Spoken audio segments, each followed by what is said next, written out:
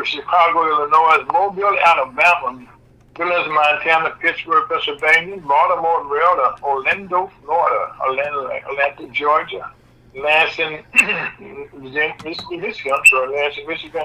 Seattle, Washington, Portland, Oregon, Denver, Colorado, Houston, Texas, New Orleans, Louisiana, Sacramento, California, and we're going to add a couple more here, Salt Lake City, Utah, and Tulsa, Oklahoma. And also for the Kansas City, Missouri, home of the three-time Super Bowl champion Kansas City Chiefs. We're going to launch with the Missouri Black Chamber coming for a beautiful, beautiful Saturday, August the 10th, 2024. My name is Al Coach, your host and creator, along with Elder Adam Lau. How you doing this morning, Real? Afternoon, Real. How you doing? Okay. Right now, and I know we all dealing with sinus today, and I know that's what's going on with our work. We have some beautiful weather in the 70s, 60s, man. That's why our voices sound real crazy today. What about you, Scott? How you sounding? I'm sounding great. Thank you. That's why you get that voice. And also we were doing later on. It was standard equipment. God gave it to me when I first got born, so I don't have. And you've been using it, brother. Well, I try to. Well, we be joined later on by Mr. Chucky Walker III, but right now we're broadcasting live on Ferguson, USA, HotTalkRadio.com. Also on Facebook, YouTube, Twitch, and Instagram from beautiful Wichita Terrace. It's in North County and also North Angeles City and from Harlem, Missouri. We want to thank you again for being a part of our show this morning, afternoon, on Ferguson, USA, HotTalkRadio.com. There's a real meaning to that. This is the 10th anniversary of death of Mr. Michael Brown Jr. That guy sister came on the air about a year later after his death. So he had his 10th anniversary yesterday. We'll talk more about it in the program, but also Ferguson, USA, HotTalkRadio.com in reality a year later.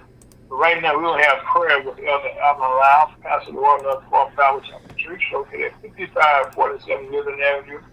It's in North St. Louis, Texas.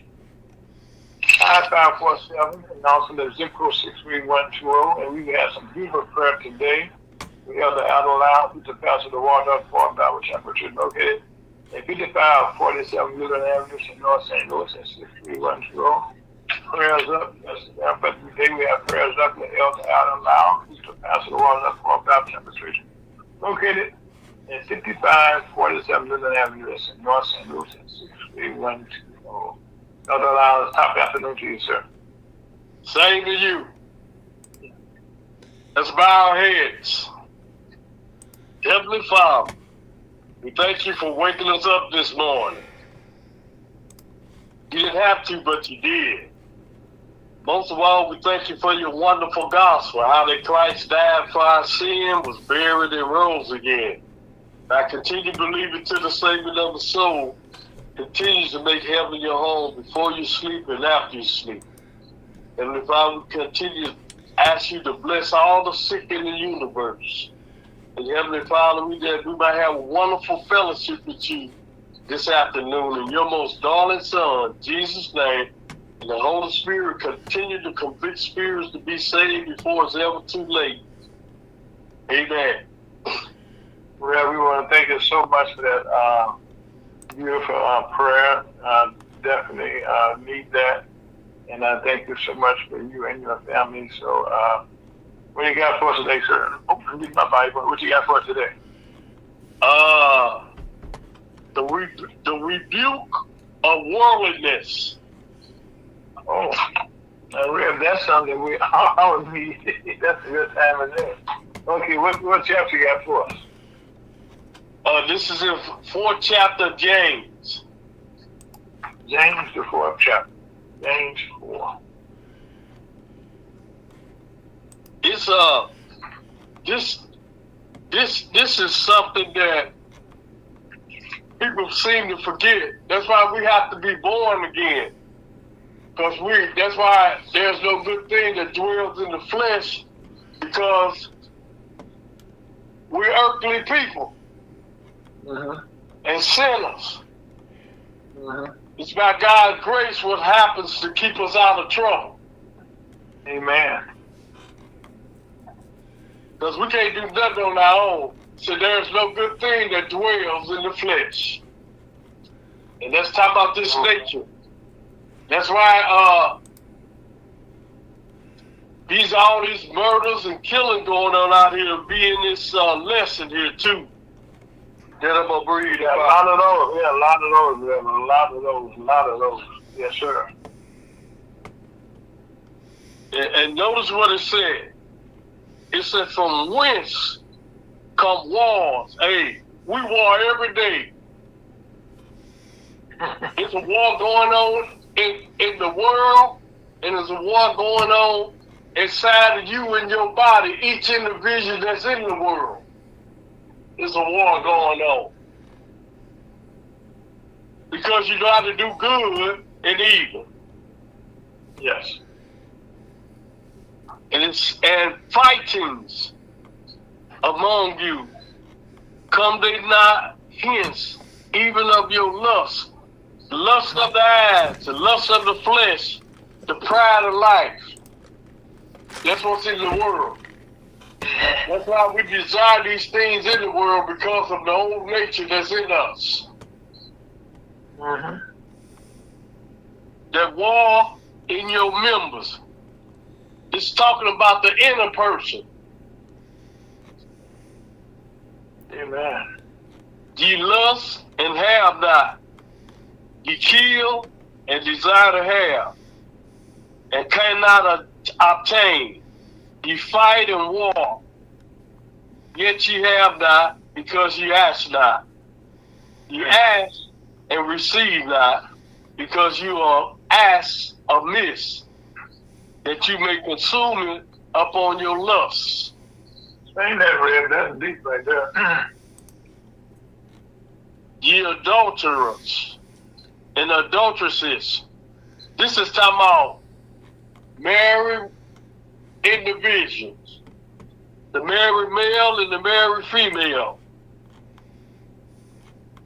and adulteresses. Know you not that the friendship of the world is enmity with God. Whosoever therefore will be a friend of the world is the enemy of God. Do you think that the scripture said in vain? The spirit that dwelleth in us lusts to envy. But he giveth more grace, wherefore he said, God resists the proud, but give grace unto the humble. Submit yourself therefore to God. Resist the devil, and he will flee from you. Draw nigh to God, and he will draw nigh to you.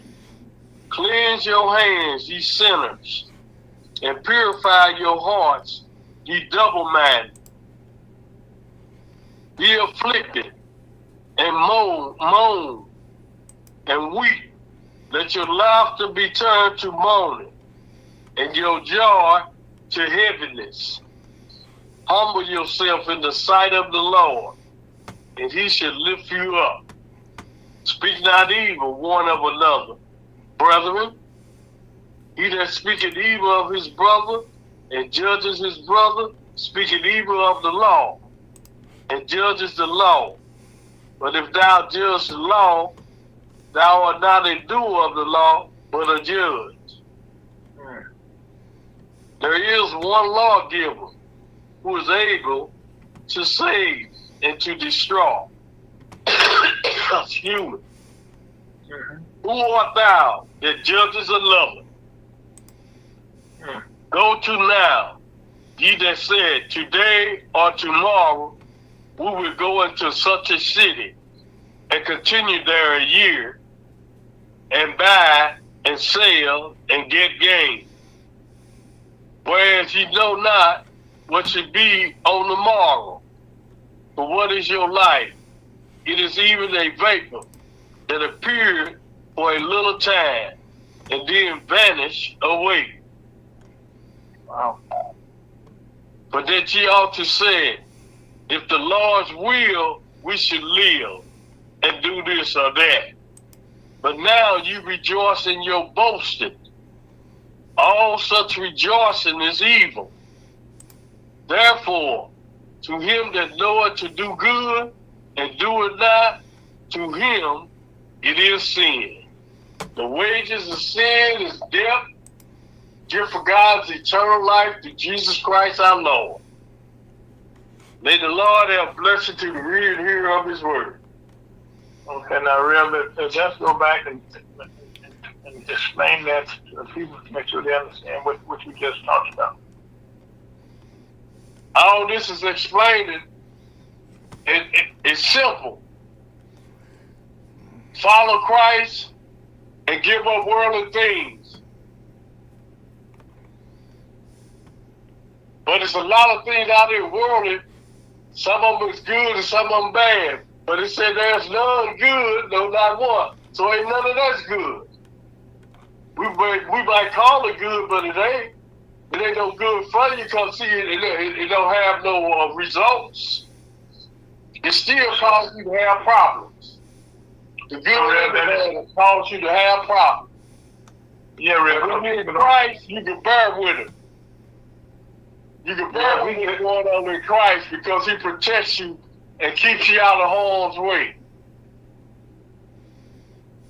Well, I know one thing that you said here, okay, that's so important. You started, your reading is about the wars and the criminal wars, and that's amongst the whole world. And once a war takes place anywhere in the world, it affects the rest of the world. And that's the same way something takes place in your family. If you kill somebody, do something to your family, the whole family unit is is destroyed just because of one act that makes sometimes, like you said, it can be lust for a jealousy when we do stuff. That's why the Lord tells us as Christians, walk by faith and not by sight. Mm-hmm. You can't control what's going on the outside, but you can control what's going on the inside by believing in the death, burial, and resurrection of Jesus Christ. That he died for your sin, was buried and rose again, and then you practice showing love, charity, and understanding to people, and want to be a help to make things better. And that's a thing, Rev, that right now in our society, we don't have a lot of laughs, a lot of joy, a lot of happiness. People that reflecting, on good things, and there's a lot of good stuff going on that we just don't talk about. You know what I'm saying? We prefer to talk about the bad stuff, not the good stuff. Yep. It's more bad. It's a lot of bad going on because of people. One person sees somebody drive through the stop sign, the other one do it too, with no question. Oh my God! They do it too, and they just in danger and putting themselves in harm's way as well as somebody else. Well, that's one thing that I don't know about other cities, okay, but here in the St. Louis area, especially St. Louis City, stop lights and stop signs do not have the meaning that they had in the past. For people that run around, you go through them, and there's no, and I guess there's no respect for nobody else. Like you say, you prefer to keep in harm's way when you do something like that. I mean, you don't know who you could possibly kill, or kill your own self. But that's the whole. Go ahead, yes, sir. You know what that is? Selfishness. Selfishness and pride. You got three things that you do: the lust of the eyes, the lust of the flesh, and the pride of life. The first two you can work with them, but the pride of life is the hardest thing to get rid of, and that's what causes people to have death out here because of their pride. They holding on to it. And that was the biggest thing of the devil. So you act like your first father, the devil. Yes, sir. Reverend, life. as the Bible said that when Christ was, before he started his ministry, the devil was trying to tempt him. And he said he rebuked the devil, saying that the young people do this, do that. But when he said, I know who I am. I am my God. I'm God's child. Like we all know it, but we don't seem to know that sometimes.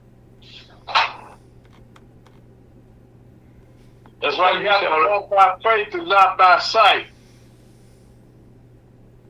Something you say all the time, Real, that always hold true, okay, but there's no hands on most things that go wrong. Tell us about that. Repeat that?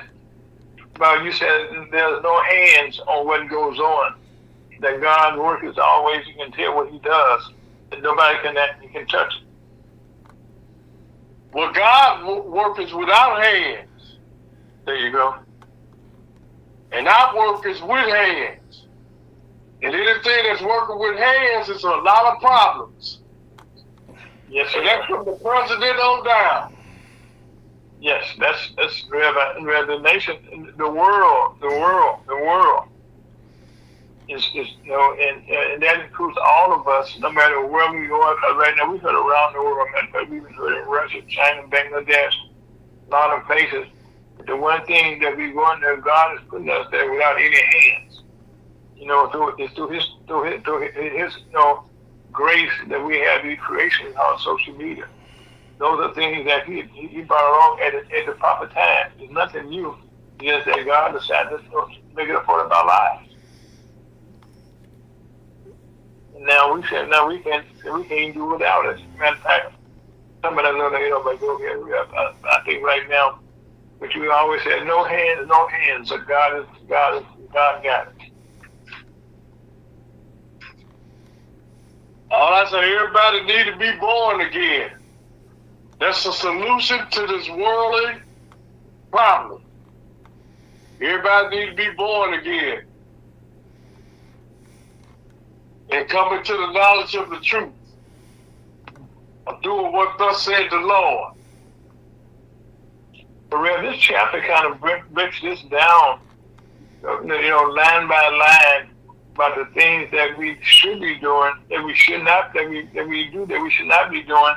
And there's a path to how to straighten it out. In the first part of the chapter, he tells you about all the things that that you do wrong. And then in life, he said, you do this. For it said that for that he also said, if the Lord will, you shall live, and do this or that. And that's the thing to say. So like I said right now, I'm the people. I'm going to do this. I'm going to do this. He said, well, I said right now, sir, whereas you know not what shall be done on tomorrow, or what is your life? What is a vapor that appears for a little time and then is vanishes forever. And that's how people's lives are right now. The young people just dying unnecessarily.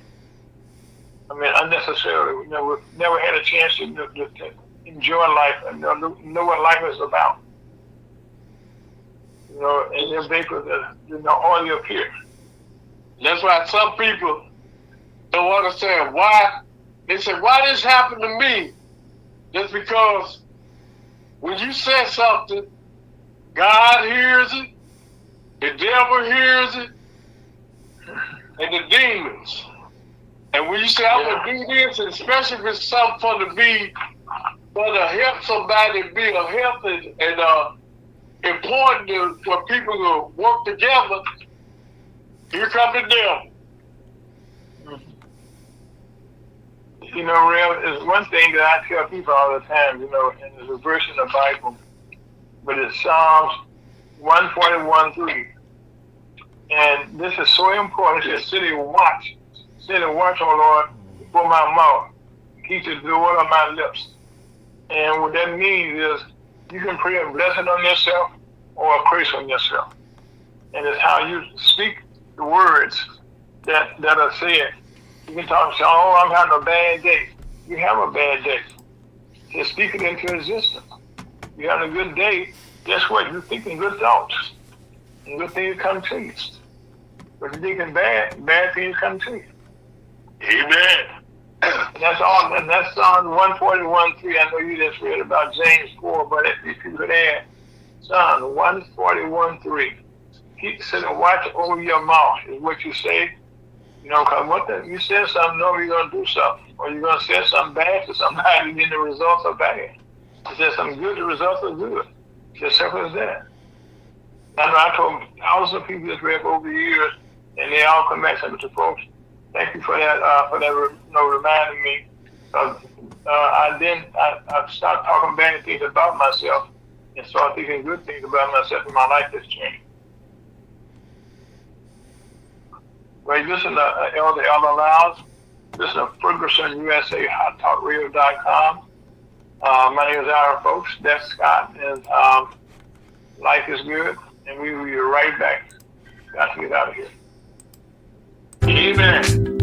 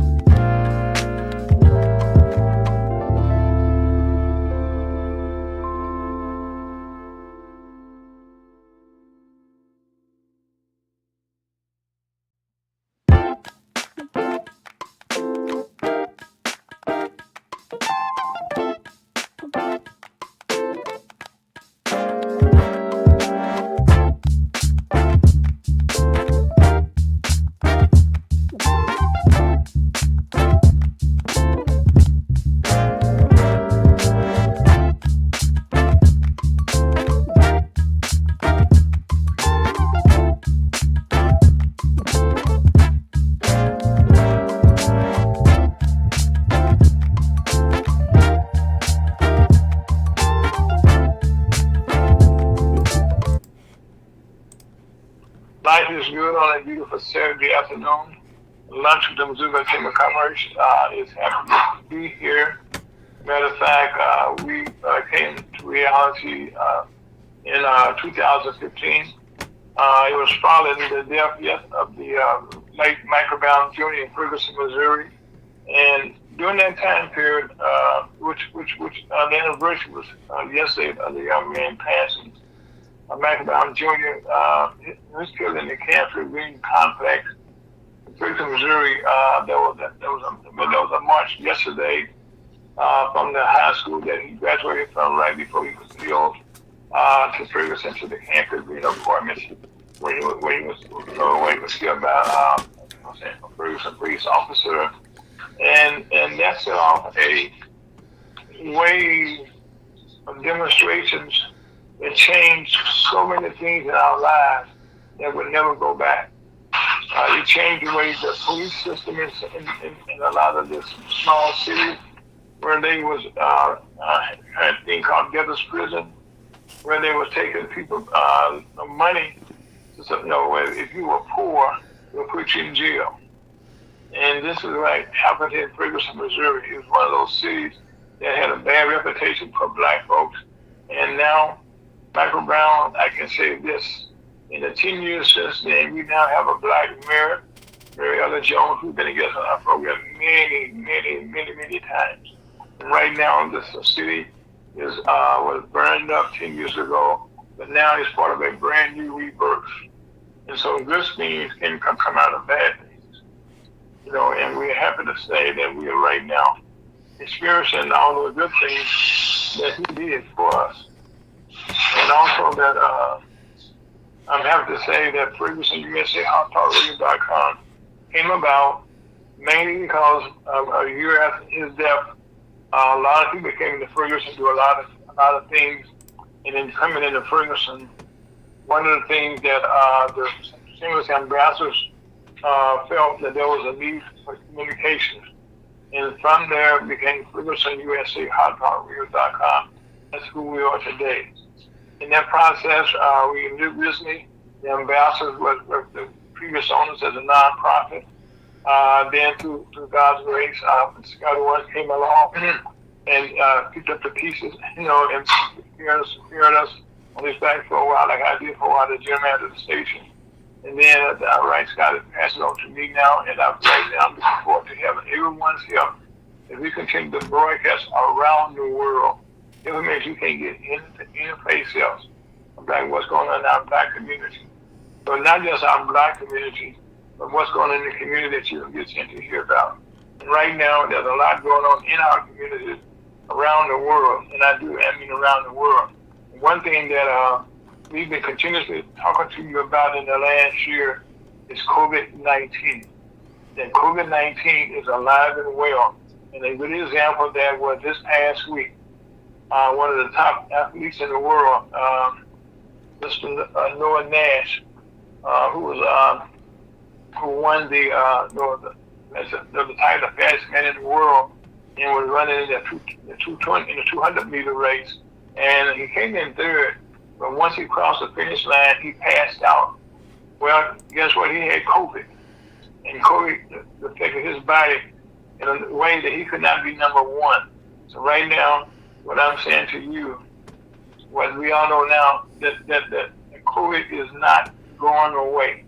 It is not going any place. Matter of fact, according to the deputy director of the CDC, Aaron Hall, at this point, COVID-19 can be described as an epidemic, not a pandemic, epidemic throughout the world. What that means is that you need to wear your face mask, you need to wash your hands wherever you touch something, wherever you can.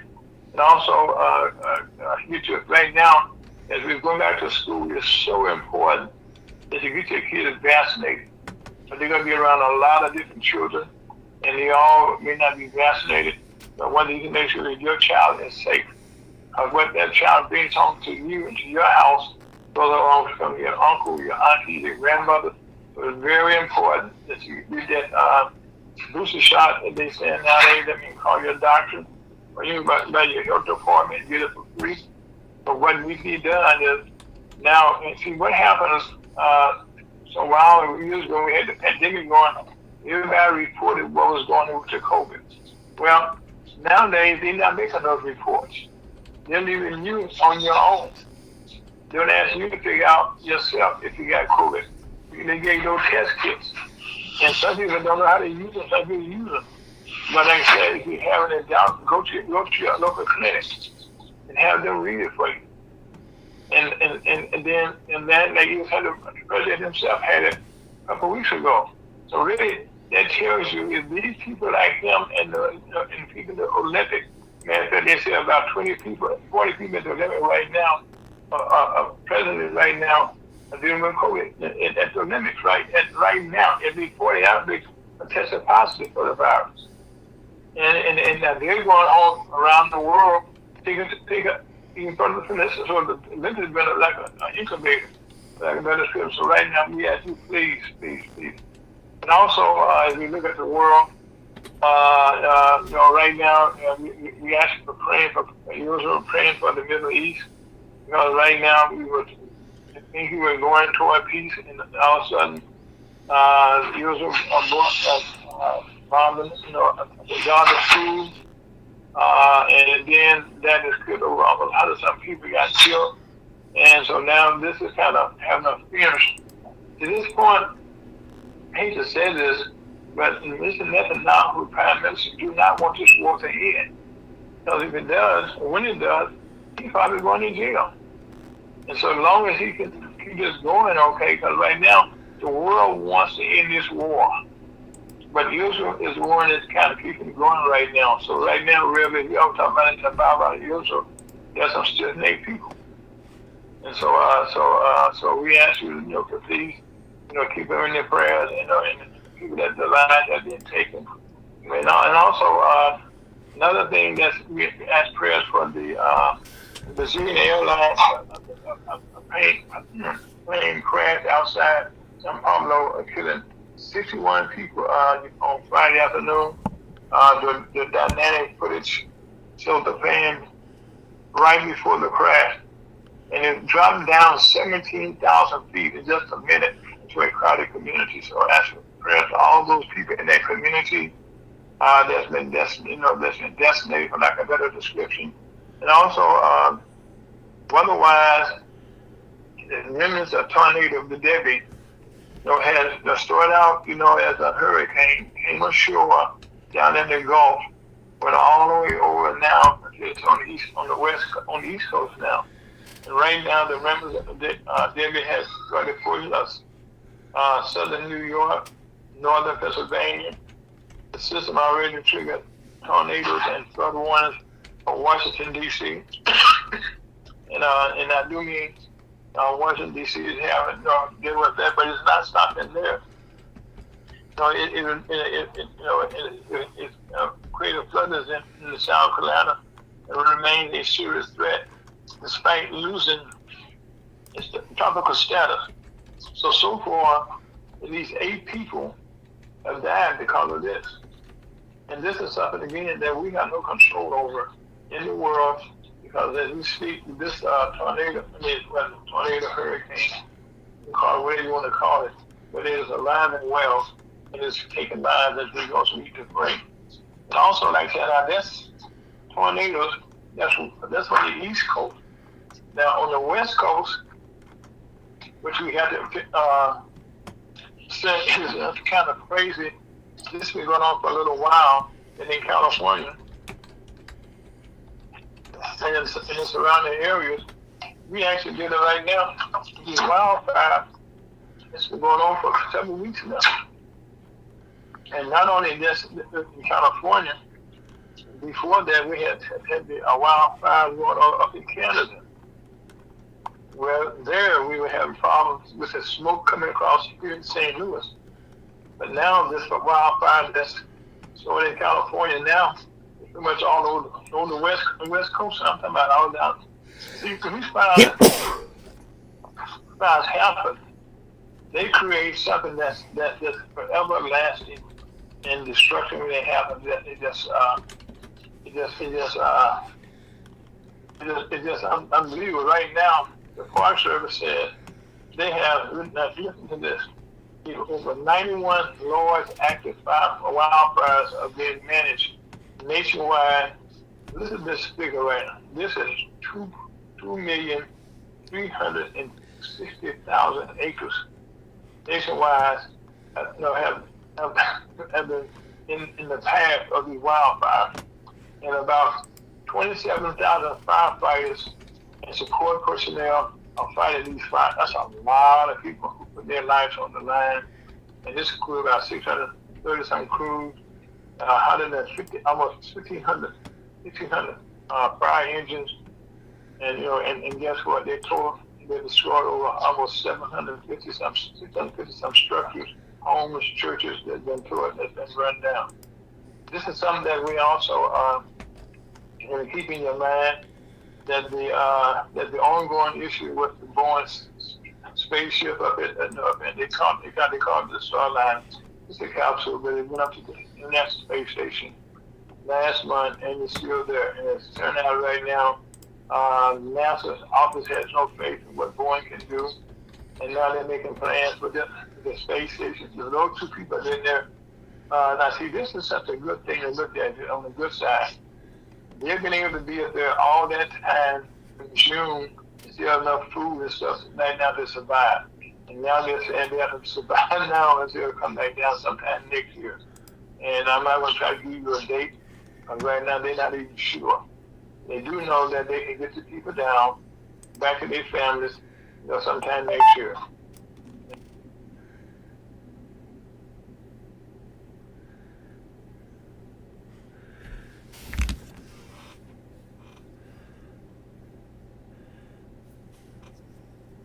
Folks, it seems we still have Mr. Folks on the line, but we're having some technical difficulties. Please stand by while we reestablish the connection.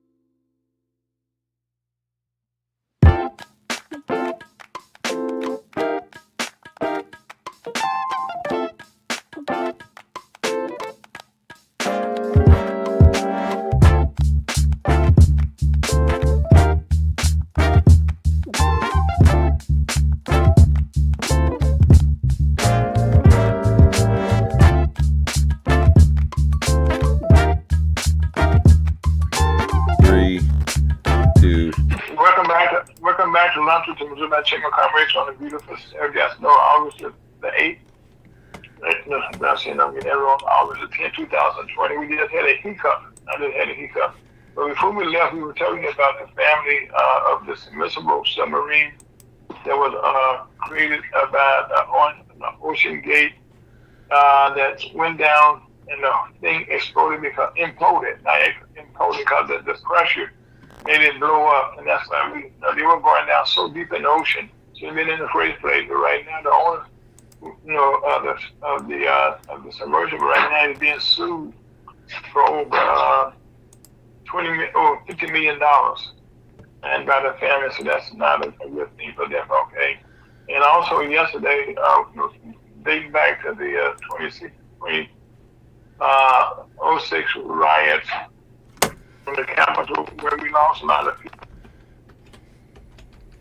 They've been going to court, and right now, yesterday, one of the rioters was able to get the oldest, the longest, second longest, I'm second to the longest sentence of 22 years in prison for his action. Now, right now, in the presidential races, presidential race right now, President Donald Trump is now flew up to Bozeman, Montana yesterday. That was his intention. He had some plane problems, but he did land. Thank God that safely, and then they took on another plane, got in there safely. As long as he saw the details and all, he had a rally there that right now not quite following the message they putting out there, but also this past Tuesday, right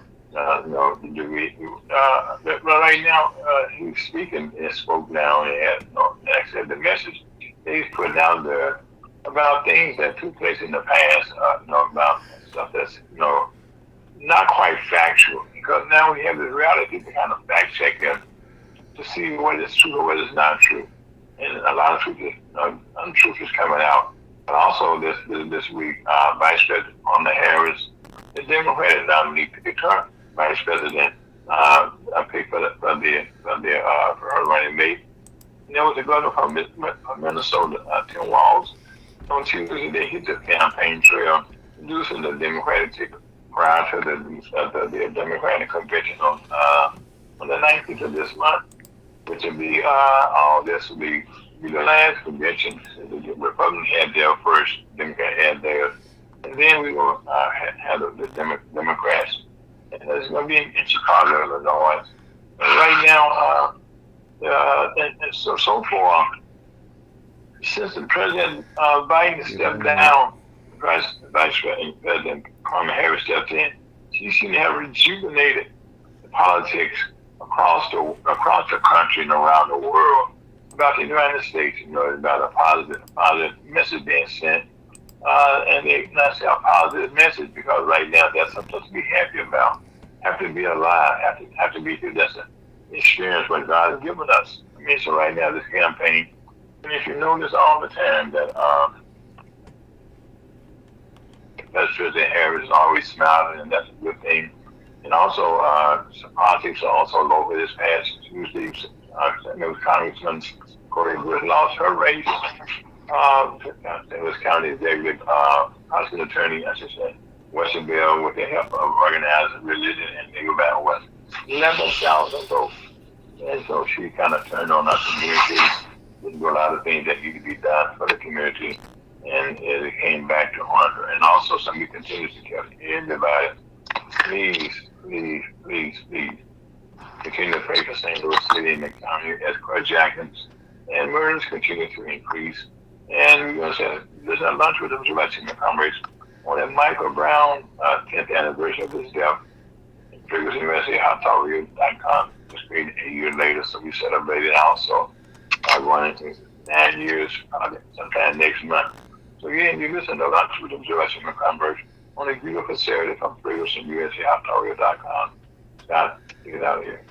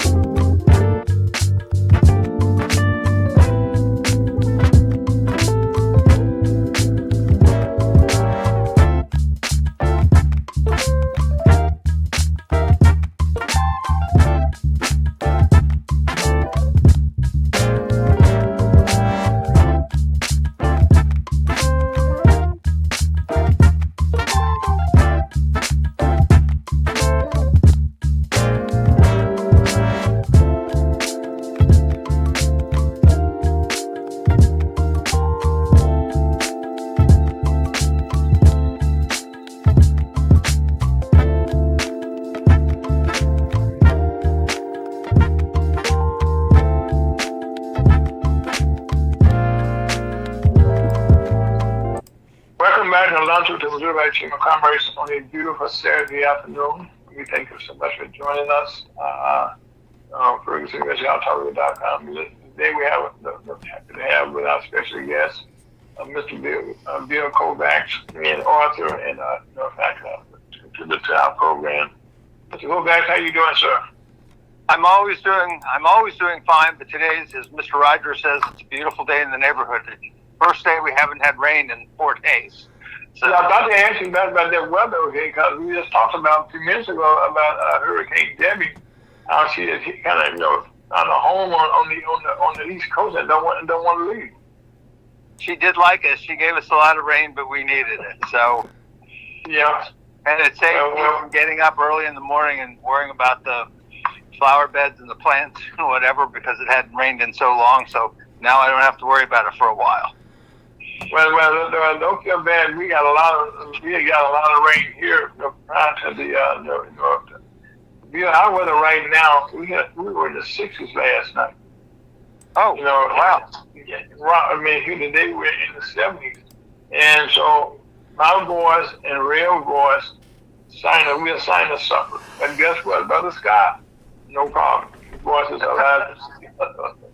So if I sound a little funny, that's because of the weather. Weather changed for the good. No complaints. No complaints. No complaints. No complaints. Ira, at our age, every day you're alive, there should be no complaints. I love seeing the top side of the grass. Yes, we do. Yes, we do. Yes, we do. Matter of fact, we're gonna be more out of the pain. I said, yes, I'm alive. Then I look around. Yes. Matter of fact, one of the things I call Bill Kovacs, my big brother. He's my big brother. He's older than I am, and I'm a little brother. And so I said that because sometime in the near future we're going to be in a program, possibly right before our program on Wednesdays, on the playback from 12 to 1. That it's going to be little brother, a big brother, and little brother. Big brother. And we're going to talk about a lot of good things, right, Bill? You got it. It'll be fun. And the subjects, we don't have the slightest idea what they're going to be, but we're going to talk about what's going on. But anyway, today, Bill, here, first of all, before we get started, here in St. Louis, we had a really race with Congressman Cody Bush lost to prosecutor attorney Wesley Bell. And from all indicated, it was the second most expensive race in congressional history, and that she lost. Can you talk about that a little bit? What do you think about that? Well, I mean, look, everybody knows Cori Bush had become a national figure. I don't know if that's good or bad. Sometimes when you're a member of Congress, it's bad. But she happened to be attached to a group called Squad, and they pushed not liberal policies. I think most people in Congress can understand liberal policies. They've been dealing with them since the Great Depression in the 1930s and 40s. But she pushed radically liberal policies, like defunding the police, support for Hamas. I mean, the list goes on. And I think what happened, especially after the man from New York, Jamal Bowman, lost, was that people had come to the conclusion there's got to be a debate. Everything can't be just violent reaction to whatever is said. There's got to be some way in which to function in Congress. And I say that because some of the antics that they pulled, like Jamal Bowman, he, when he didn't like a vote that was going to come up, he went and pulled the emergency fire alarm to stop Congress. Okay. No matter where you denied that, but you and I, there cameras all over the place. That's right. If you and I did that, or any visitor did that, we'd all be in jail for quite a long time. He raised his presidential immunity and said, you can't do anything to me. And maybe they're right, maybe they're wrong, but the fact is, he spent a lot of money in his race, too, and was defeated. Cori Bush was the second. There's still two more. Omar, or whatever her name is, from I think she's from Michigan. She's next on the list, and I guess then AOC will be the last one. She's already won, so she'll be back. but being a squad member of one or two is not as effective as four.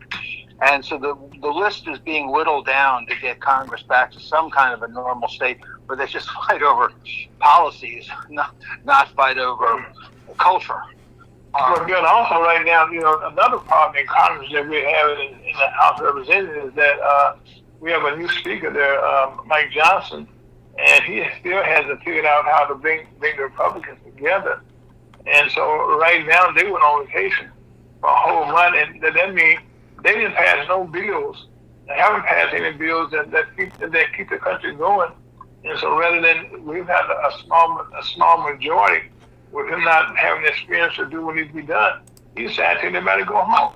Well, how is that? How is that going? Well, this is a point where I can disagree with you and sort of laugh a little bit.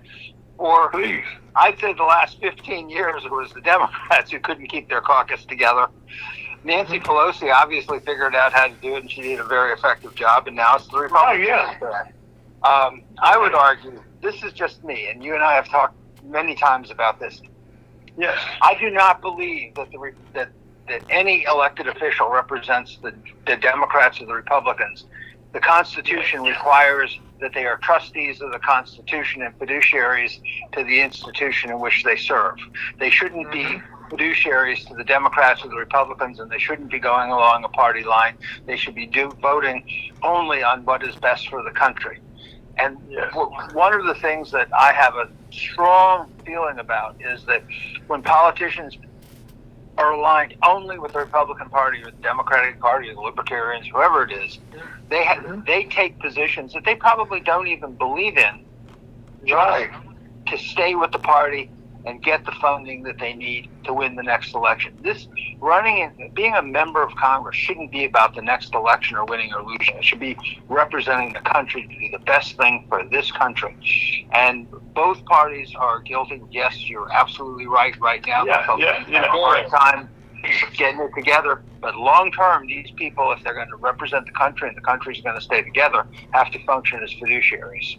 Well, Bill, you've written a couple of books, okay, but one of my favorite books, okay, is dealing with the Kovacs. Did I pronounce that right? Reform the Kakistocracy. Reform the Kakistocracy, okay. And that's a book I think needs to be reintroduced to the world. In it, okay, you break down step by step, okay, what it means to be in any organization, what it means to be involved with an organization, their principles, and you come down to the congressional, like you just said, they're concerned, and I can use Cody Bush, and we can also just use Mike Johnson right now, since they're, congressional people, everybody know. Here in Missouri and St. Louis, we need jobs. And one of the problems that Corey, okay, is not just getting the squad, but here locally, okay, she would not meet with the local press.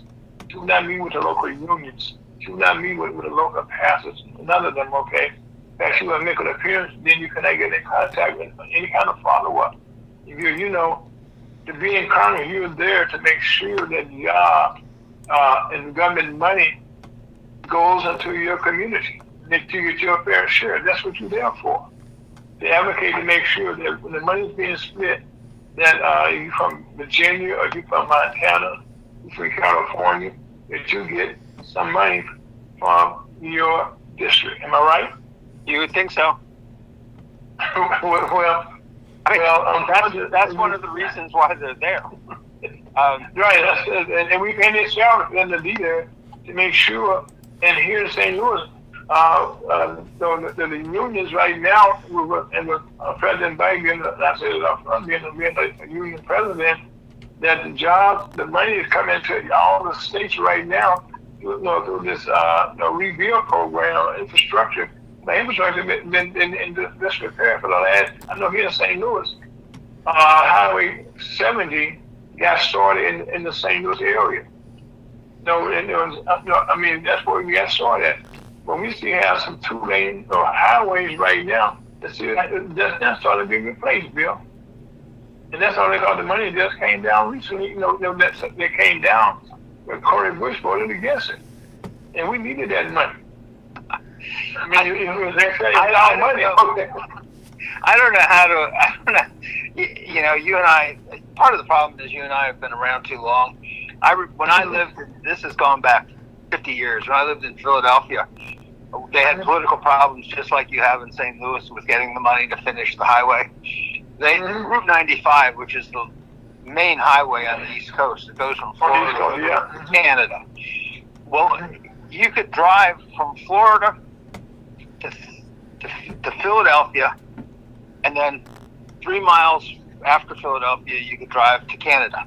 Those 3 miles within the city of Philadelphia took 20 years to finish. Oh my God. Wow. So everybody who drove 95 had to get off 95, go through some crappy little city streets, and then get back on. I mean, unfortunately, that is government. And it's at all levels of government. And again, I come back to the fact that government should function, the fiduciary responsibilities to the institution. They're trustees of the Constitution, and they represent citizens. They are their only 3 functions. There are no other functions for these guys. And everything that they do, whether it's appropriating money or getting it to St. Louis or passing a bill, Well, we are getting bridges right now. We have a lot of bridges, like in Baltimore. We have some highways that but thank God that we had the money in the infrastructure program that they could build those back right away. Not have to rely on have to beg for the money. The money was there. For them to go to work. Ira, there is so much money in this system. We're 36. We spend $7 trillion a year and we borrow $36 trillion. That's so much money. Yeah, almost 43. It's a whole lot of money, no matter how you look at it. And like I said, I hate to sound like the rest of that. That's our money, and we're trying to figure out how is it we're not getting it back in our community. Yeah. Well, if it was spent properly, it would be. I mean, one of the things, a lot of the money goes to political friends, especially on a lot of the Green New Deal. It's got trillions of dollars going out to friends, to these wind projects that are in the ocean, and they're failing. But we keep on funding them, and that money is better needed for housing for the homeless, low-income housing. That's where it should be. They have to sit down. Look, you and your wife, and I'm sure Rev and everybody, we all sit down with our budgets and we say, well, we're going to do this, and we're going to do this, and we're going to do this, but okay, we're out of money. What do we do? Then you have a choice. You either put it on the credit card or you don't do it. But you try to manage things so that you can afford whatever you're doing. Because government... Yeah, well, amen. Because government uses your money, Rev, and Ira's money, and my money, they don't care about the money. And this $36 trillion is something our kids are going to have to pay for. And there are our children and their children, our grandchildren and our great-grandchildren. Somebody's going to have to pay all of this money. Every single taxpayer in the United States today, their share of the national debt is $280,000. That's your share, Ira. That's my share. That's Rev's share. Who's going to pay this? Scott, that's your share too, Scott. Yeah, I know. And it's anybody out of the street. They all owe it. And at some point, it's going to have to be paid. And I really don't know what we're going to do. But you know something that come back to Cory Bush, all politics are local. One of the things that people in our community didn't understand that she was against funding the police department, okay? But she was paying lots of money for her own private security. And one of the things that she did, she hired her husband's security firm to be the one that she was paying lots of money to for her own security. and her husband was the person that she was paying. That money was going in-house bill. And you and I both know years and years and years, politicians have hired family members, but they don't hire them that blatantly. That's not something that you actually do. Nope. To put your husband or your family member, on the payroll, and they didn't buy it and say, hey, I did it, yes, and what you gonna do about it?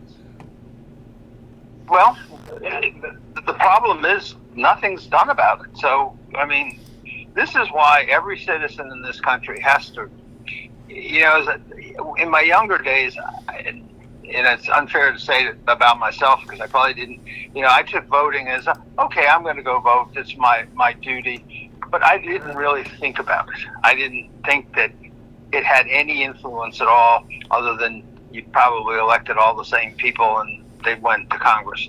Today, it is so important that you know who these people are that you're electing. And I don't mean know them by the name. I mean, what have they done? What's their background? What are their issues? How are they going to help the community? All of these things are so crucial.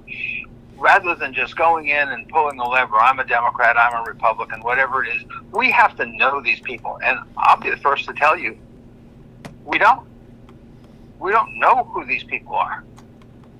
And we've got to start figuring out what is it that they're going to do. And especially if they've been in office for a few years, you have a pretty good idea. I mean, I just think we have to get back to finding people who are willing to come in and do the job. My favorite president, I'm biased on this, is a guy named Calvin Coolidge. I don't know if people even remember Calvin Coolidge anymore. He goes back to the 30s. And Calvin Coolidge was the president during the roaring 20s. And he had the greatest economy in the United States. And one of his things was he did nothing. He went into the office every day. He looked at the budget, talked to his staff. He made decisions, read everything, didn't do anything fancy. And when in the summer, he went up to New Hampshire and sat on his porch. And I agree with that. But the government let the private sector run. Private sector created jobs, and you didn't have the government taking trillions of dollars out of the economy and then giving it to friends. I mean, if you take $7 trillion from taxpayers, you're taking $7 trillion of what is theirs and spending it on your friends rather than them spending it on their family. And I'm not saying you have to starve government because you need government. You need a military, you need a police force, you need welfare. Right. You need all that. I get all that. But you don't need $36 trillion of extra junk. But now, I think we all have to agree that right now that things are crazy. As a matter of fact, one of the things that I want to talk to you about is our presidential race right now. I'm just so with President Donald Trump. I always call him his title for life as president. That I'm not quite following. Okay, his campaign style. Compared to last time he ran a couple of times. How he's campaigning. And the thing that he's saying, he's telling more lies. But if somebody fact check me, I will correct myself. You will correct yourself. And one of the blatant things about a name about Willie Brown, who used to be the governor of California, right? About them in a helicopter. And Mr. Brown said didn't take place, and Mr. Trump is still saying about other things that's not true. How is this a good campaign? It's frustrating. Look, my overall thought on this race, and you're the Democrat, I'm probably the Republican or the Libertarian, but I'm not sure which I am. Well, no, you put two together. You can't do it. Libertarian and I think you have two flawed candidates, and I really believe that. Both of whom could win because the other loses, or both. It's really going to be who performs the least worst of the two candidates is going to win. And I don't know who that is. I'm not sure that Harris can defend her record or whatever she's whatever record she's got, because she's, she is the vice president, she's not the president. And I think Trump has a problem with being accurate on some of his facts. For example, he talks about having the biggest tax rate cut in history and all how it helped. That's part is true. And it's true, but if you look at where the money went mostly to very wealthy people. One of the parts he wanted to do was this thing called carried interest, which is how the hedge fund guys get taxed, and he had promised that was going to be the center point of his tax bill. Well, it wasn't in the tax bill. So I mean, I could go down the list on that, but the same token, Harris wants universal health care, and I think universal health care is probably something we should shoot at, but nobody's ever figured out how to do it and pay for it. And to pay for it, you might actually have to limit your reimbursements to doctors, since the federal government pays probably more doctors than anyone else. And the truth of the matter is, when you pay doctors the way you do, we've got a medical system that's paid probably, the average doctor probably makes 3 times what the average doctor makes in Europe, probably 10 times what the average doctor makes in Africa. I mean, at some point in time, there's got to be control over the system. And this is what I've been talking about. These guys got to get in there, guys, women, whoever. They have to get in there and control. They have not to control is a bad word. They have to get in and use common sense in how they spend money. Well, Bill, now let's get get right down to it. There's a song came out years ago. We all know Kamala Harris. Nobody said Kamala Harris. By the way, the record that her and Joe Biden came forth, okay, did a whole lot of things that they had said they were going to do for years. They got them done. But there's a person that's the one that's anybody here in D.C. called a lobbyist. I think that's a word that's hid away. People don't talk about the lobbyist, the one that's really running the country police force. They put the money into people's pockets until they canvass it. So what they do? Matter of fact, right now, a person just lost a race, Cory Bush, John Ashcroft, his father was Attorney General and the governor in Missouri. He just lost, and he's complaining about fundraising, the reason that he came into the place. So I mean, so that fundraising and the lobbying are the things that drive politics. Am I right? You agree on that? Pretty much. It's the way the system works. It's really, everyone. Let's see if I can describe it. Having spent 45 years in that system. Okay. You know how it works a little bit. Well, the way it works is the decision-making process is really not.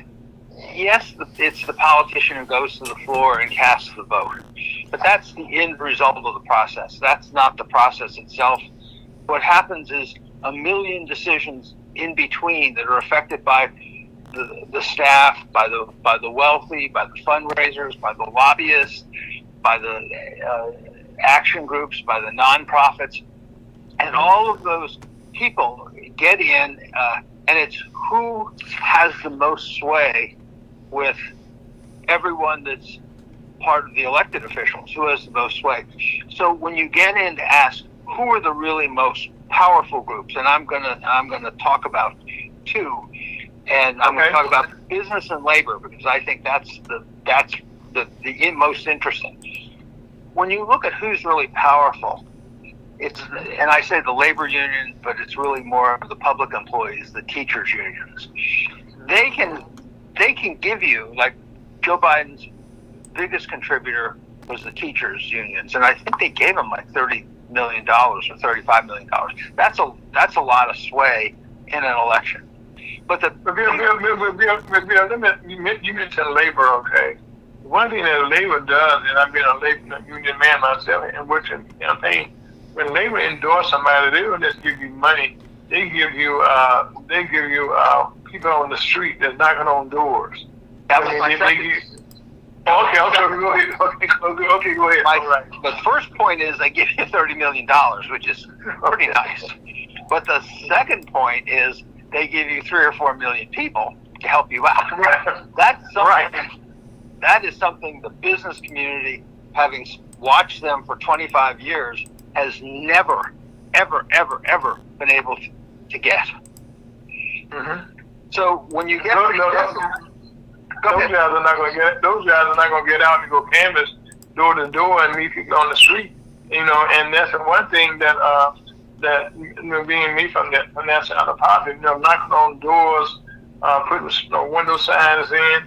Nowadays, people want to have press conferences, and just talk to the public. But everybody don't have the wherewithal to have the TV sets, the internet, to hear. And that's one thing that Donald Trump right now said that's debate. Well, right now, Vice President Harris in her campaign, they're right now going to people so people can see them. Now, I'm not big on rallies, okay, but at least that somebody can see a candidate.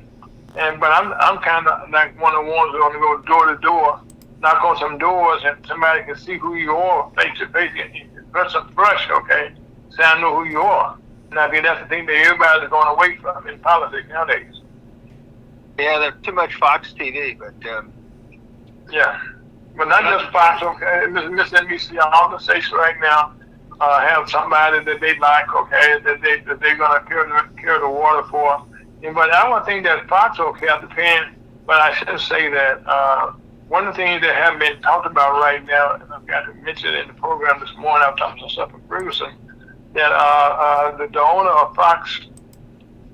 The whole family, the Murdochs right now, are in court right now for control of that network, and not just the Fox network, but all the properties they own is being fought between the families right now, and that's been going on behind closed doors, but not closed doors. No, there's not closed doors. Okay, it's just not being reported on. Okay, I can't say because it's in the court and it's out there, but people are not talking about that. But those are the real things that control what goes on. And then like in the case of MSNBC, which is NBC, well, they had some changes there, their ownership. Where the family that owned that finally sold off of that. And honestly, people making the money right now are these networks out there, like I said, who now control movies, TVs, all that stuff. They're all out there right now controlling that, and that's how they give us the news that we get. Yeah, we don't have a sense about what they're going to show. Other than know that they go where the commercial money is also. We forget about that commercial pays a lot of stuff in it also, and that's one thing they do. Ira, you do have control. You just don't watch it. Yes. And the one thing that people right now, Bill, I don't know about in D.C., but here locally, one of the things that some of the school districts are doing is they're taking the kids' cell phones away during class time, which I think they should. Yeah. Because right now you don't go to school to be on your cell phone. I mean, when I and you were in school and Red was in school, and then Scott was in school, we ain't had no cell phones. I'm just saying, just because they didn't have cell phones, we didn't have calculators either, Ira. Right. I recall, Bill, that I was in school for draft, and they said, "Can I have a calculator in here?" And you can't have them, but now you go to any architectural firm right now, they got calculators all over the place. Well, the times have changed. Yes, it is that. Ira, when I was... Go ahead. No, Bill, but I'm saying, that's it, okay? And guess what? People see a lot what they're seeing because right now they're buying the products. You know what I mean? And you don't see any of the networks and they're going broke. You know what I mean? And so the system works okay. And that's one of the things I would say this out loud to everyone. This is the right day. Right now, we're going to be advertised on there for commercials for our USHotTalker.com. We need money like everybody else. And that's one thing going forward. Will we also going to have some commercials at some point on our station? Because right now, you have the luxury of having no commercial breaking in trying to sell you anything. You get pure information, 24/7, which you will be coming up soon.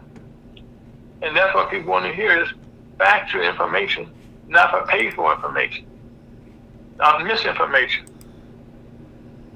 Well, misinformation permeates the whole society. Anyway, I'm going to take a point of personal privilege to go back to the labor unions and business to discuss. Okay, hold on, go right here. That's really crucial to an election. With labor having both money and people, that's a huge advantage, which I think is a huge advantage for the Democrats. They can put people on the street, but now they can, not only that, they can put people on the street, but they can also help grandma fill out the mail-in ballot and mail it for her. So the Democrats have a huge advantage.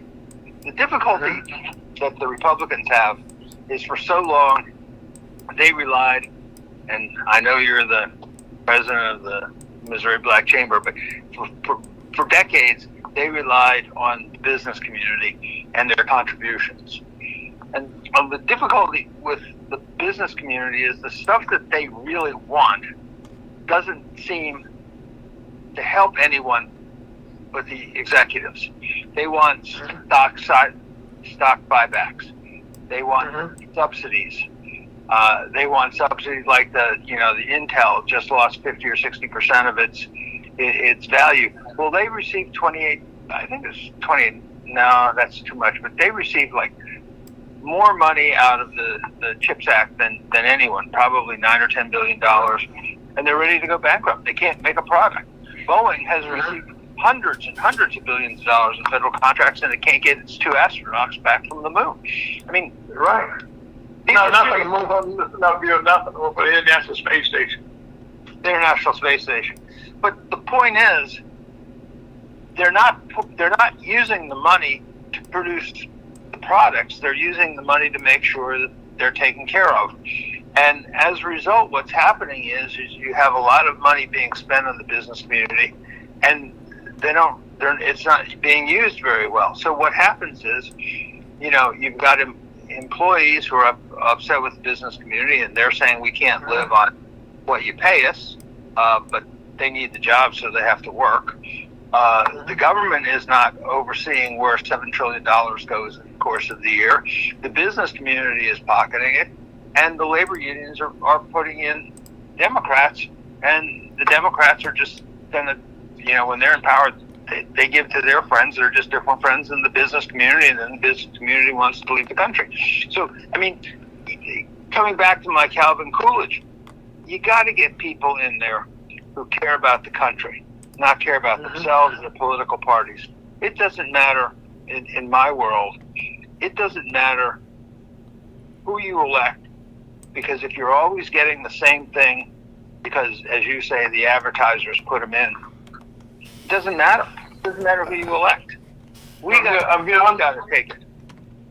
I remember years ago, years ago here in the St. Louis area, when I was being asked, to run for state representative. And so I sit down with one of the state senators at that time. I said, retired state senator, and he said to me, if you're going to run for office, what you need to do is get you a job. And not depend on the state salary that you get in your livelihood. And that was some very true words that most people right now who run for office, it's their full-time job. Yeah. And they don't. And right now, they get money from the lobbyists, pays them money, and their campaigns going. And so right now, that's where the money comes into the campaigns. And people right now who run for Congress or Senate right now tell you that every part of their day, they spend X amount of hours on the telephone raising money to get back in office. That's what they look as their job. Now, Bill, if memory serves right, in your book, Reforming the Constituency, there was not a section that I recall on really how the lobbyists there come in and control the situation. Oh, that was all in the first chapter, is how all of these groups together control. Okay, yes. Control Okay, government. yes. Yeah, no, that was okay. Well, you used the word lobbyist. You just kind of define. You define very well how and what was actually the one that was controlling things. Yeah, it's really interesting because most people think, well, a lobbyist is it's one on one and they're there, but everybody. I mean, everybody's there. You think and I think of lobbyists as well as a guy who represents a company and he's got there with his hand out, or represents a union, he's got his hand out. No. But agencies are lobbyists. The federal agencies are lobbyists. Staff misleading a member are lobbyists. I mean, almost anyone that you can think of is a lobbyist. The FBI, who decides, they don't like your activity, they're a lobbyist because they're in there saying, get this guy or get that guy. The military establishment, they're lobbyists because they want more bombs, because every time they make a bomb and drop it, they get to make another bomb. I mean, think about it. Who in their right mind wants just more and more bombs to kill people and to use the bombs so they can do something and kill a person, so they can make another bomb and kill another person? Think about it. Insanity. We spend what, $90 billion a year on the Defense Department? That's an amazing amount. That's an incredible amount of money. It's incredible. It's unreal. And what do we do with the money? I mean, I guess, you can sit there and say, well, we're wasting a lot of money in Ukraine. We're going to waste a lot of money in Israel. We wasted trillions of dollars in 22 years in Afghanistan. And where did that get us? We walked out in shame. We spent trillions in Vietnam. Where did that get us? We walked out on shame. Well, Bill, right now, let me ask you this, okay? We are in they don't say we're in a war with Israel doing what it's doing. How does it affect what's going on here? Tell us about that. Well, I mean, look, Ukraine and Israel, there are proxies. Just like Hezbollah and Hamas are the proxies for Iran.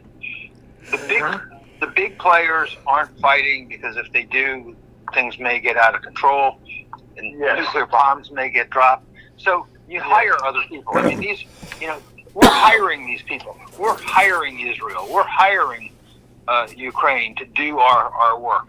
I mean, think about it. Think about it, because it's been going on since the Cold War. Think about all of the problems that we've had for, 75 years with Russia. Russia has been responsible for everything in the world that we can think of. And ask yourself a very serious question. Do you honestly think, not Russia, but the Russian people really hate us that much? That they're that sinister that they want to, destroy? They don't. They're just like you and me. They just want to go to work every day, take care of their family, have a drink on the weekend, and not worry about this stuff. It's usually the leaders that are saying, we got to do this. Well, what do these leaders get out of it? Well, Putin is one of the wealthiest people in the world. He's taken about as much money as he can. But you know something? Joe Biden's no different. He just took less money. I mean, this is what the problem is that we've got people who shouldn't be running the country. And to me, the Russians, all we want to talk about is, well, the Russians stole the 2016 election, and then they stole the 2020 election, and then you've got the FBI getting involved in elections, and we've got all of this stuff going on. What does it do for the country? Well, Bill, the one thing that's not being discussed, okay, that's way on the back burner, is what are we doing? Who's doing what for our country? Who's making sure? But that, like I said, there's nothing saying that the people who are supposed, like I said, the question I really asked you, Bill, that I still haven't got an answer to: how can the House Representatives go home and not pass any bills? And how does the country function? Why did they go? Well, some people would argue the country functions better when they're gone. Okay, well, kudos. Well, yes, I think that can be said. Well, first of all, they they were scheduled to go home, so they went home. I mean, I don't know what else to say. I think part of the issue is, and you had raised it very early on about why did Johnson leave and go home? And part of it is it was scheduled to go home, and he let him go home. I mean, but the other thing is the Speaker of the House has really changed. And going back just within our lifetime to the Sam Rayburns of the world, or even the Carl Alberts, or, you can pick a lot of them. Tip O'Neill. Tip O'Neill, right, yeah. They ran the House of Representatives as the Speaker of the House, not as the Speaker of the Republican Party or the Speaker of the Democratic Party.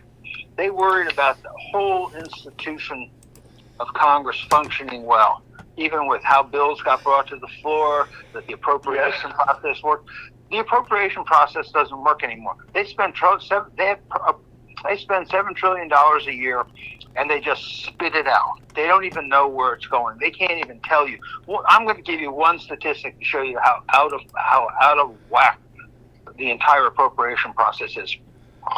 There's a rule in the House of Representatives that says Congress cannot appropriate any money unless the underlying statutes have been reauthorized. Okay? That means about 12 of those, I think. Well, there are 13 approaches, but the underlying statutes every year, because the GAO does a tracking of this. Last year, there were over 1,000 laws that were not reauthorized, costing about $440 billion, and Congress deemed them all reauthorized without any oversight and funded them. That's $440 billion they shouldn't have even had to take a vote on. And yet they deemed it. And so going back to my complaint is these people have to take their job seriously. If you took your job unseriously, they'd fire you. If I did it, they'd fire me. But these guys... Because one thing that we can see, that they're constantly on TV 24/7. And I know that's how, again, they raise those are fundraisers. They raise X amount of dollars a day to be up there. Yep. Well, they all want to be TV stars. They're more concerned about being on TV. I don't get it. But again, when I was on the Hill, we didn't have 500 cable channels, so they didn't have access to it. So if they did, maybe they would have been on. But when I was there, we had a lot of the giants on the Hill. I mean, the McMahons and the Gonzaleses. I mean, they were giants, just giant legislators, and because they did so much. And they got along with each other. Now, Democrat and Republican, they were going to have a drink after work, play some cards at the evening time, and they got along. They even played cards together. Right. I'm saying, they even played poker. Right, and one of the things that I always said that the late Rodney King, all he went through, one his statement, he said, "Can we just get along?" I mean, and that's the thing now in Congress. If they could get along, okay, our whole world would be different. It would be. It absolutely. But right now, people hate Republicans. They hate Democrats. I'm a this. I'm a that. We Americans. Yep. We are Americans. It seems pretty hard. Seems pretty hard. And Bill, I don't see anybody, Bill, trying to go to the airport, which is not for about. They're on the lines right now. People say, "I'm going to leave this country. I'm going to go someplace else." You don't see that no place. No. I mean, I take my word. I take the airport the other day. There in the airport, towards the outside sun, there was almost empty. Well, nobody trying to say, "I'm getting out of here." Matter of fact, some years ago, we had a radio host here in St. Louis. saying how much she hated America. Okay, so she took a tour over the Africa. Okay, and unfortunately, the plane that she was on got broke down while they were there, and they got stuck. That's what they were called. That's what they were calling lazy clay. They called it lazy clay. They were calling Mr. Clay. Can you get us out of here? Can you get us back home? Well, I mean, but I'm saying that nobody wants to leave the country, but they think the country is all bad. well,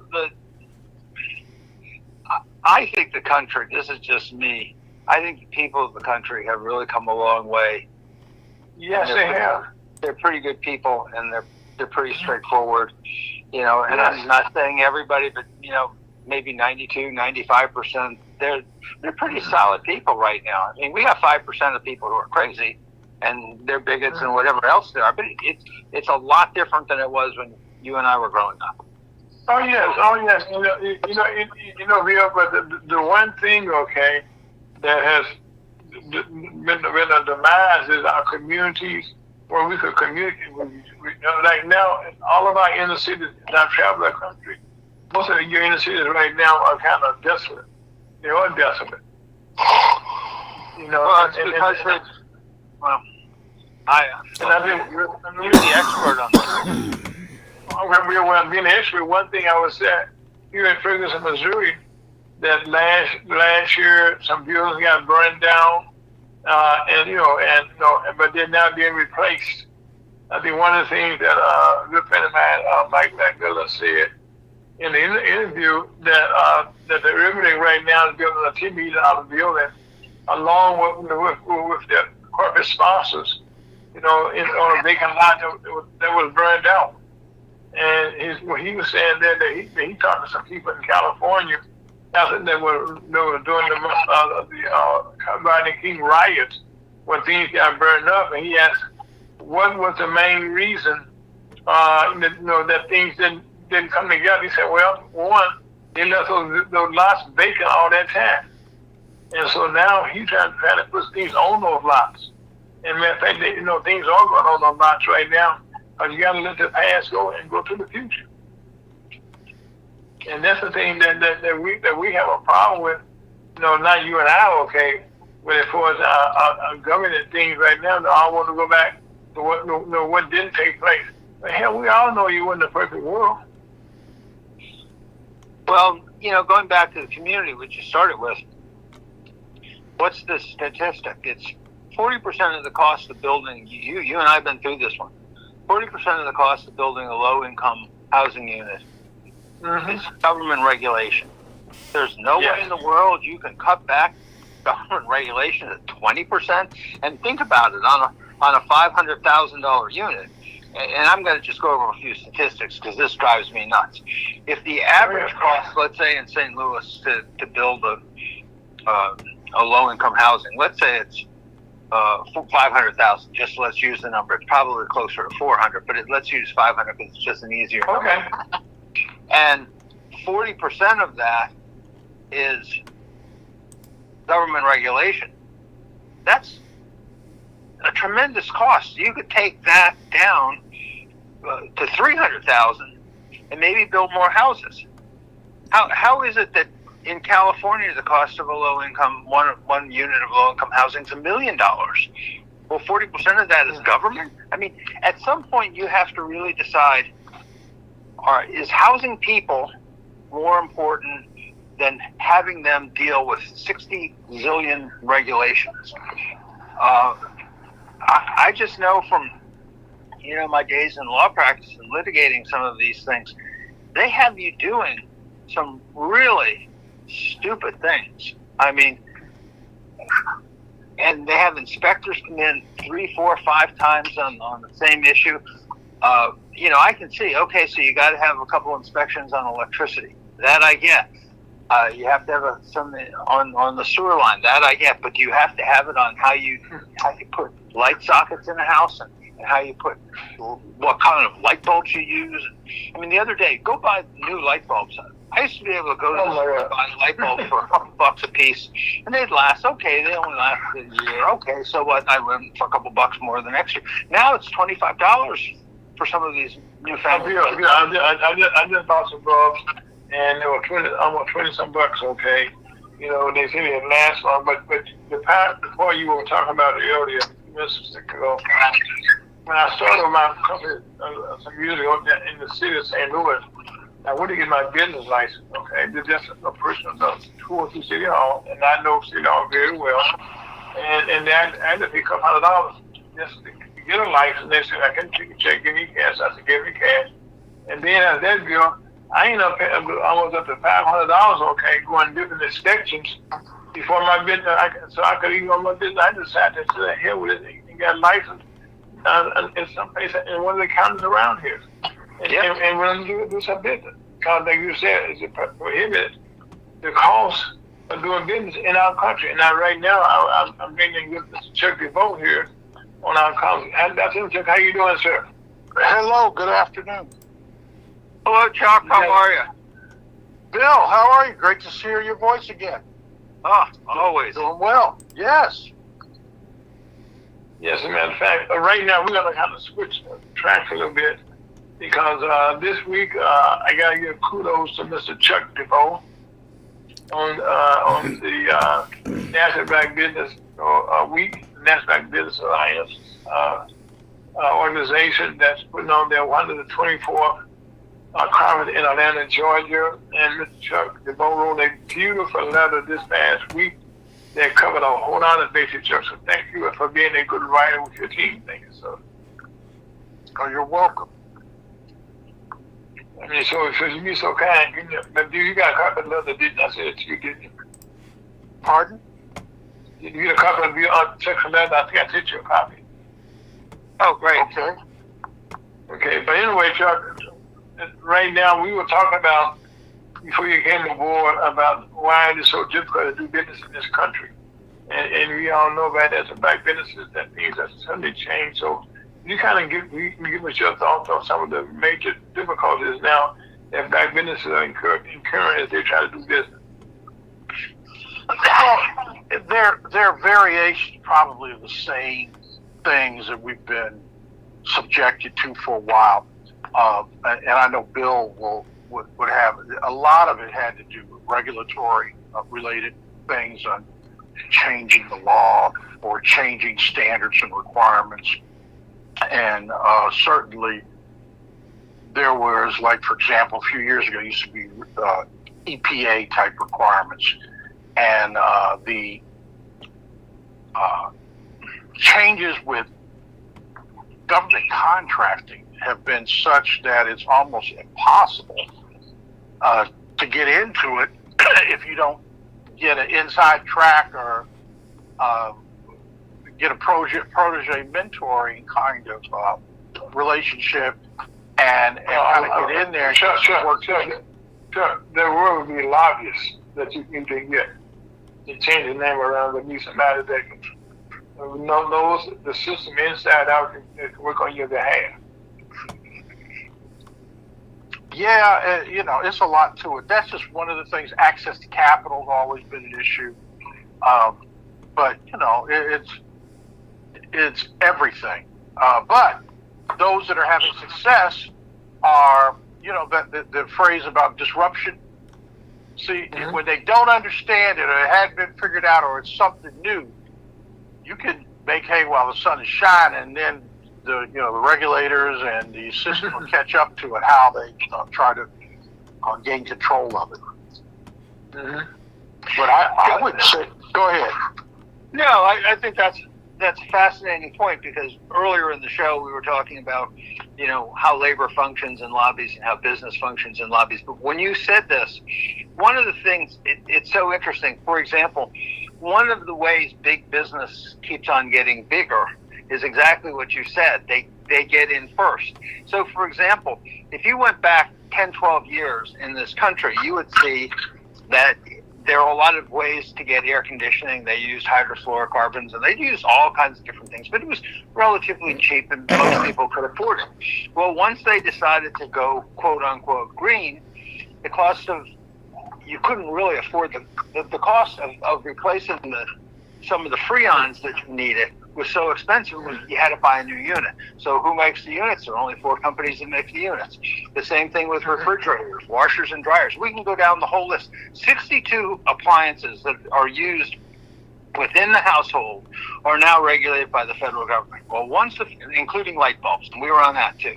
Once the federal government gets in there and starts regulating, the cost is going to double, triple, or quadruple. It's just a matter of time. But where does the money go? The money goes to those few companies that make the product, that have the lobbyists, and it's not just lobbyists, but it's once you get in and you create it. And I'm going to give you one example because I was involved in the very beginnings of everything.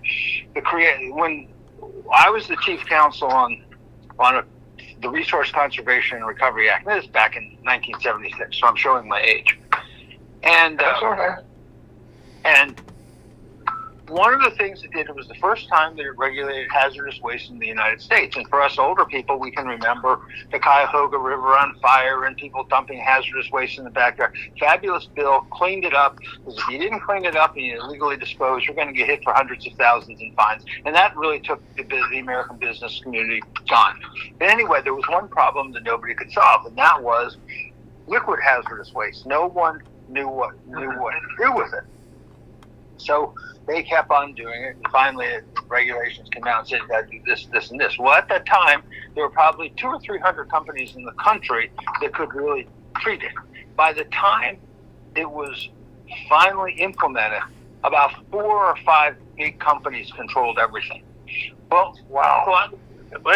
And this happens, you can go through issue by issue. You can go through recycling. You can go through hazardous waste. You can go through refrigerators, washers and dryers. You go down the whole list.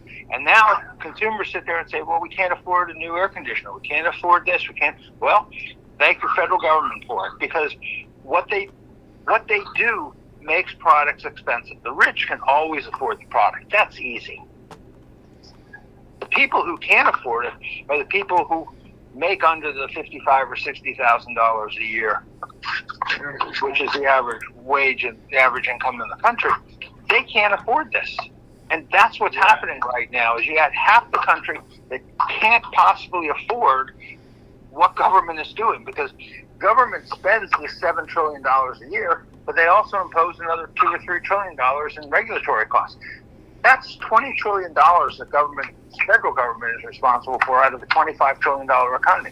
That's one thing that you highlighted too, okay, is the state get their piece of that also, and so with the local governments also. But right now, one of the things that you're doing, okay, I mentioned the letter that you sent out the other day, telling about what the chambers are doing, have done. You know, in my case, I'm happy to say I'm part of the Missouri Chamber of Commerce and created here, and that the NASDAQ Chamber of Commerce, has gone through a resurgence, and now, Secretary Board leadership, we have one of the largest big conferences coming up in Atlanta. George, tell us about that, Chuck.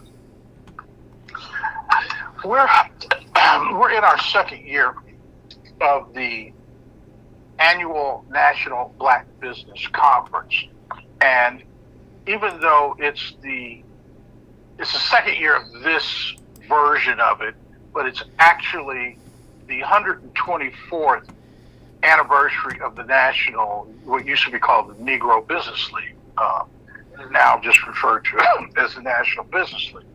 And it was founded and conceived by Booker T. Washington and George Washington Carver, and it was really done just on these same type of challenges and topics and things that we're addressing now. That's where the origins and the beginnings of it came from. So we're looking, as the pandemic came about and the economics of pandemic, the economy impacted what happened, and then you add to it elements that were somewhat measured by George Floyd and the racist disposition of our society. and how did that impact commerce, and what role does money play in social and civil environments? Not just civil rights, but the whole thing of how your life is and what's going on in this community and all these other things. So the solution really or principles and practice and leadership that Booker T. Washington espoused was for us to be able to do business within our own community. And that's kind of like when you start getting back to that talk about the black dollar. Well, the black dollar just was really us giving a term to something that we could refer to within a black community, but it is no different than a Jewish or Hispanic or Indian or Chinese or whatever, in that they were doing business with each other, with themselves, within their community. So there was a study that was done some time ago where they were able to measure that the Jewish community, I think, has $1 would touch 17 different hands within their community before the money was spent outside of their community. So if you think about it, if we lined up 17 people and everybody just handed $1 to the next person, the person next to them, and it just kept going in a circle, that $1 would serve as income for 17 people, in an indirect way. So that's really what this theory was talking about. And due to all the different cultural evolutions and things that happened, when there was Black Wall Street back in the, what was it, the I don't know, years. Yeah, 27 in Tulsa. That dollar was the biggest ever, I think, recorded in history for in the let's say the 19th century, and that was 27 times. Wow. Because that's an element that we get into this a little bit, but there were those proponents that felt like integration was the solution, and then there were those that were saying segregation still is where we survive and where we thrive. And we were bought into being a part of a political voice or seat or participation versus an economic participation. So we got the right to vote, and we got in the game as we perceived it to be. But if we weren't welcomed at the bank, you couldn't get your home, or you had to live in a certain area. So this is what it's a long way of going about saying this 124th annual National Black Business Conference is a convening of all elements of civil society and government as well. Everyone's invited to come in, but we're sharing our dispositions and bringing our resources. But the difference now, it's heavy Pan-Africanism. We have 32 countries that have confirmed. Our keynote speaker will be the president of Liberia. And we have Latin America, Colombia, Costa Rica, Panama, Ecuador. A number of different countries are being represented, but it's very diasporic because we all are having the same challenges, the same issues, regardless of your geographic location. So in that, we're finding that there are very high quality, organic, let's say natural, agricultural related products. They're being grown in other countries, but because they're not being grown on a major commercial, industrial type farm, they don't really get exported or have the opportunity to export. A good example of that might be coffee. Starbucks is the dominant player in the coffee industry, and they actually own farms. So you could have 100 farmers that maybe own 10 hectares, all grow coffee, but they can't really sell it because of the million acres of produce that Starbucks would have, and Starbucks being also the largest buyer, they're not really buying in the market, but they're driving the price down. And so they don't have an opportunity to match up with a potential partner. And that's what we're facilitating. We're looking at raising the standards, the education, the knowledge, and the resources for what it takes to have a partner in another country and be able to exchange goods and services. In addition to that, then comes increasing capacity to where they can also become a supplier to a multinational corporation in that country. So if we take 2 steps back from it, we're really talking about global economic development and how do you nationalize it. So local content, things that are made in that country by the people of that country, processed there and made to say made in whatever country or wherever that's done. And let's, in this case, we'll say Africa. Made in Africa, but then shipped to the United States, as opposed to raw materials being shipped to China or England or Italy or anywhere, India, and then being processed, turned into a final product, and then sold back to that country. So this is largely what's happening in what was once considered emerging economies. Our third world economies are now becoming emerging economies, but that's where the business opportunity lies. So a lot of what we're talking about is dealing with that. I just had an opportunity this past week that I was invited to be a panelist in Oxford, England, at Oxford University, to talk about the evolution and advantage of apprenticeships. And Ira, I know you got a background with unions, and when you say apprenticeship, that's really what came to my mind at first. But now there is a whole new rebirth of the utilization of apprenticeships for executive management. Executive management for everyone. Yeah, white collar type jobs. And they're paying for the tuition, and they're saying, like, take a kid in high school and they'll interest you in a field, and then they'll help you with tuition and other points to go and get certified, and not a 4-year degree. They're trying to offer an alternative so you can still be educated and not come out with a whole lot of debt and not have a job. So they're grooming people. It's kind of like in sports where they started recruiting people like in grade school or something, and giving them scholarships. When they graduate, they get to go to a great school and play basketball or whatever the sport is. And it finances it, but it gets you on track much earlier in life.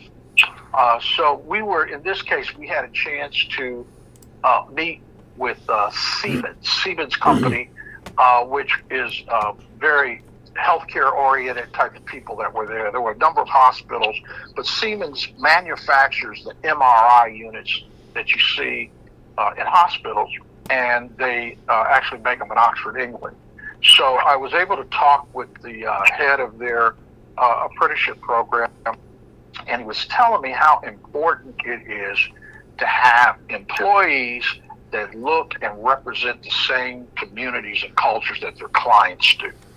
And that was, I thought, really a stark new realization of what's going on with why there are 10 jobs for every 8 applicants. These corporations are losing money because they can't find the proper workforce. So it's a big issue, and I kind of got enlightened to a higher level of what it was and the challenges, because they're not really connected all the way down to the people, the communities, and the individuals that they're trying to offer jobs to. A lot of people don't want a job. They want to know, can I get a contract from my company? And that's another philosophy, that there's not a lot of difference between a W-2, a 1099, or an LLC, a sole proprietorship, or S Corp, C Corp. It's you're trying to provide a service or resource to another entity. So that was all this, bringing it back to what's going to be happening at the conference in Atlanta. To go along with that, though, we do, because it's the World Conference of Mayors, National Business League, and the National Black Chamber of Commerce. So we certainly have commerce, but we also have policy in there. And so we've invited all the presidential candidates and really have an open invitation for any level of a candidate, and a number of congressional folks that are invited and we think may come, but it's right at the end of the Democratic National Convention. And both Donald Trump's campaign and Kamala Harris's have expressed interest. It's also the same week, at the same time going on, will be the Invest Fest, which is probably the largest black investor conference that is really at a consumer type level. The average guy can go there and meet all kinds of celebrities and gain insights. 5 minutes, gentlemen. It's Black Business Week in Atlanta, and it's hosted by the mayor of Atlanta as well. So I give it back to you, Mr. Folks. Didn't mean to interrupt, but I need to. Sorry. Ira, are you there? Yes, I am. Your thoughts? I am. Well, my thoughts, I think one of the things that's going on, that's so dynamic, is that the National Black Chamber of Commerce and the conference that we put together here is going to change a footprint for how we can work together and find capital and find resources that's been there, that's not there. So one thing that's going to be a Kovacs material, okay, that we need capital, okay, and access to it. But there's so many roadblocks to trying to get it, okay, that it's just almost impossible to do business. And the rules have changed also how we also do business, for DEI, things such as that. And that has become more or less a thing in the room nobody talks about.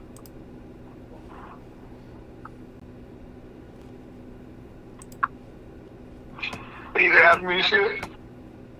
Go ahead, Chuck. But see, this is the whole thing. We know times are changing. We know the playing field and the environment is changing. Corporations are changing and shifting and adapting. And just like Bill was giving a great example of what happened, like with just something that we take for granted, like air conditioning and what's going on. And just go out right now and try to figure out, why does gasoline cost one price at one place and another price at another? And then what's the advantage?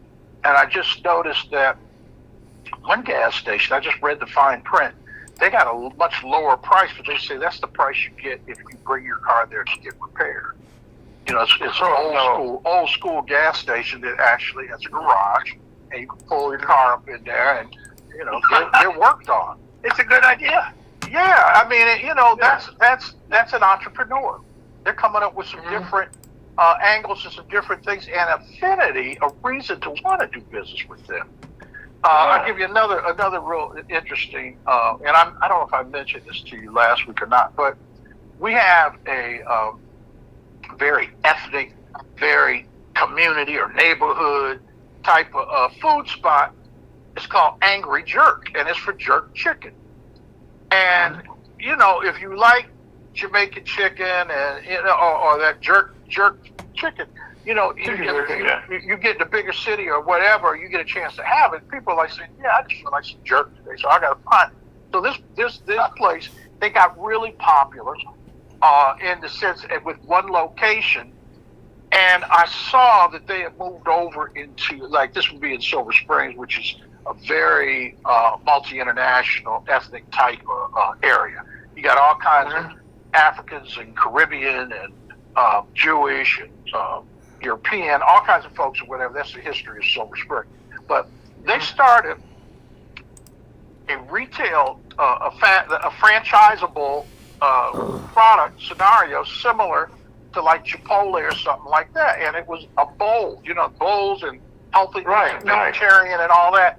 So you could go into a jerk restaurant, start off at the end of the line with a bowl, and you pick what your base is. So it's something like noodles or cabbage or any number of different kinds of. They had a curry chickpea kind of thing that unless you really know what that's about, you like it sounds crazy, but I thought it was a very innovative and a thought and an idea because it's allowing different types of people to try a new cuisine, something very different. Well, Chuck, right now, I hate to say this, that our red clock on the wall is kind of keeps us in the butt here.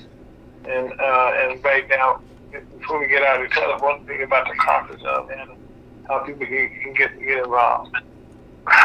Excuse me. I think we have 124 speakers right now already scheduled and lined up. And you could go on nationalblackbusinessconference.com and you can get a free ticket, free registration, and you can gain access to all the registrants. We have close to 2,000 people registered right now. And you can go in and you can interact and you can experience the conference virtually.